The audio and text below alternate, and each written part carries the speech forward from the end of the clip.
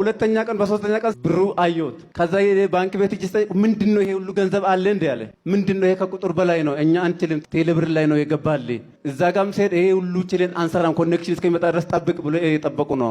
ቴሌብር ማለት ነው። ኮኔክሽን እስከሚመጣ ድረስ ማሰራት አንችልም ወይ ኮኔክሽን ሲመጣ ነው የምንሰራ እንጂ ምንድነው ይሄ ሁሉ ገንዘብ አለ እንዴ በዚህ ሀገር አሉ። ደግሞ ማን እንደላከራ ስሙ ራሱ አጣን ኮምፒውተር ላይ ፈልገን። እግዚአብሔር ስራ በጣም የሚገርመኝ ነገር ይሄ ነው። በቃ በጣም የሚያስገርም ነገር ነው የእግዚአብሔር ስራ ማለት ነው። እኔ አላመንኩም ይሄን የእግዚአብሔር ታምራት ይሁት እስክሪን ላይ ቁጥሩ ራሱ እኔ ያላንብብ ማለት ሰው የሚሰራ ሰውዬ ማለት ነው። እግዚአብሔር ሰጪ ነው። ስንት ነው? ስንት 100 ቢሊዮን ነጥብ 56 ነው የሚለው። አንብቡት በደንብ 100 ቢሊዮን ነጥብ 56 ብሎ እኔ 500 ቢሊዮን 500 ሺህ ምናምን ብሎ ነው የሚለው። ኤውስማ ከላይ ምንድን ነው የሚለው? ዲር ተመስገን ይላል። አካውንት ይላል። የስ አንብበው እስኪ 100 ቢሊዮን 568 ሚሊዮን 298 ሺህ 796 ቢሊዮን ብር በቴሌ ብር በኩል ክርስቶስ የላከለት ሰውዬ መቶ ምንድን ያለው 100.5 ቢሊዮን ብር አገኘው ተላከልኝ ሲል እልል የምትሉ ሰዎች ግን ተደስታችሁ ነው? ያካፍለናል ብላችሁ ነው ወይ?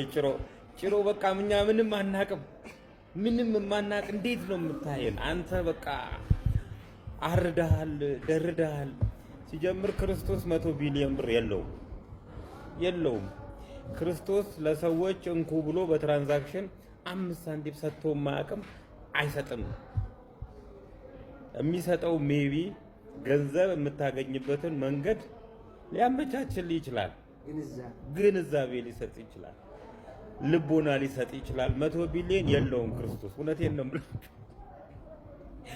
እና 100 ቢሊዮን ሲጀምር ከብሔራዊ ባንክ ትራንዛክሽኑ ከብሔራዊ ባንክ እውቅና ውጪ የተደረገ ትራንዛክሽን ከቁጥር ውጪ ምንም ቫልዩ የለውም። በብሔራዊ ባንክ በኩል ከሆነ ትራንዛክሽኑ የተደረገው አያሳልፈውም 100 ቢሊዮን እና በረዳ አድርጉት ባካችሁ፣ አረ በረዳ አድርጉልን። 100 ቢሊዮን አሁን 100 ቢሊዮን ተሰጠው፣ ይሄ መኒ ሚራክል ነው ብሎ እዚህ የሚጮህ ሐሰተኛ ነብይ ያድነኛል፣ ከክርስቶስ ያስታርቀኛል፣ ጥሩ ነገር ያደርግልኛል ብላችሁ እልል የምትሉና የምታምኑ ሰዎች ግን ይብላኝላችሁ ለእናንተ። ይህ ሰው ምን አለ? 20 ሚሊዮን ብር እንደ ቀልድ ነው የሚገባው። 10 ሚሊዮን ነው 400 ሺህ 500 ሺህ ለቁርስ ነው የሚገባው። አዳምጡት። እስከ 20 ሚሊዮን ብር የገባላትን ሴት አስታውሳለሁ። 20 ሚሊዮን ብር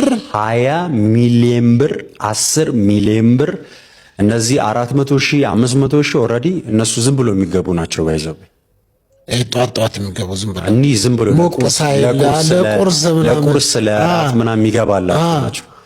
20 ሚሊዮን ብር ገብቶላት ኦልሬዲ ሴትዮዋን ሳይዋት 20 ሚሊዮን ማኔጅ የምታረግ ሴት አይደለችም።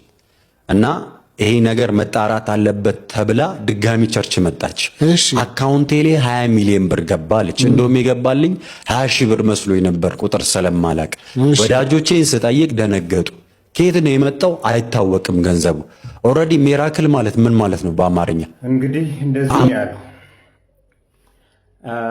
አይገባም ማለት እንደኔ ሞኝነት ይመስለኛል። ከእንደዚህ አይነት ነገሮችን ዙሪያ ገባውን ማጥናትና መመርመር የሚያስፈልግ ይመስለኛል። እንግዲህ ኬትም አካውንት ላይ ሳይትነካ ለአንድ ሰው 20 ሚሊዮን ብር አካውንቱ ላይ የሚገባ ከሆነ የሆነ ሴራ አለ። ያን ሴራ መገጣጠም ነው የሚያስፈልገው። እቺን 7 ሰከንድ ዜና አዳምጧት። ባንኮች ስማችን ይጠፋል እንዲሁም ደግሞ ከደንበኛ ዘንድ አመኔታ እናጣለን በሚል ስጋት እየደረሰባቸው ያለውን የሳይበር ጥቃት እየደበቁ እንደሆነ ኢንሳ ምን አለ? እንደሚታወቀው ባንኮች በተደጋጋሚ ጊዜ በሳይበር ጥቃት ይጠቃሉ። ነገር ግን ደንበኛ ላለማጣትና አመኔታ ላለማጣት ሲሉ የደረሰባቸውን የሳይበር ጥቃት አይናገሩም፣ አያጋልጡም አለ። ንግድ ባንክ ባዘጋጀው ኮንፈረንስ ላይ ነው እንደዚህ ያለው እና ይሄ ነገርን አንገጣጥመው እነዚህ ቸርቾች ውስጥ እንደዚህ አይነት ባንኮችን እንትን ያደረገ የሳይበር ጥቃቶች ባንኮችን መሰረት አድርጎ የሚንቀሳቀሱ የሳይበር ጥቃቶች መነሻቸው ቸርች ሊሆን ይችላል። እንደዚህ ካልሆነ በስተቀር ከማንም አካውንት ላይ ሳይቀነስ ለሆነ ሰው 20 ሚሊዮን ብር ምንም የሚገባበት መንገድ በምንም አይነት ሚንስ የለም።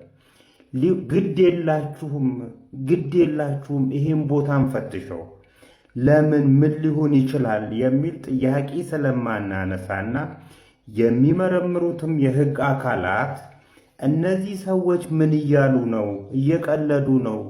ግማሹ ደግሞ የእግዚአብሔር ስራ አይታወቅም ይገባል። እንደዚህ አይነት እግዚአብሔር የለም። እንደዚህ አይነት የለም። እንደዚህ የሳይበር አታክ መነሻዎች እንደዚህ አይነት ቸርቾች ቦታ ሊሆን ይችላልና የሚመለከታችሁ አካላት እንደው ባትዘናጉ ጥሩ ነው። ባትዘናጉ ጥሩ እውነት ነው የምላችሁ። እነዚህ ሰዎች ተይዘው እንዴት እንደሚገባ ሊያስረዱን ይገባል። ያው የምታዩት ፓስተር አቤል ነው፣ ነብይ አቤል የሚባል ጎረምሳ አንድ ወዲ ተደዋውለናል።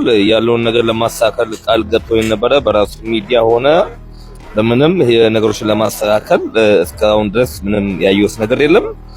ጭራሽ ከፓስተር ጻድቁ ጋር ፎቶ ተነስቷል። እርሶ እንግዲህ እንደሚታወቀው የወንጌላውያን ቤተክርስቲያናት ፕሬዝዳንት ነበሩ። ከዚህ ሰውዬ ጋር ያለው ግንኙነት እንዴት ነው? ይሄ ልጅ በደንብ ያውቁታል ወይ? ይሄ ልጅ እንደሚታየው ያጎቱ የሚሳግብቶ 2 ልጅ ወልዳለታለች፣ እሱም 2 ደግመዋል።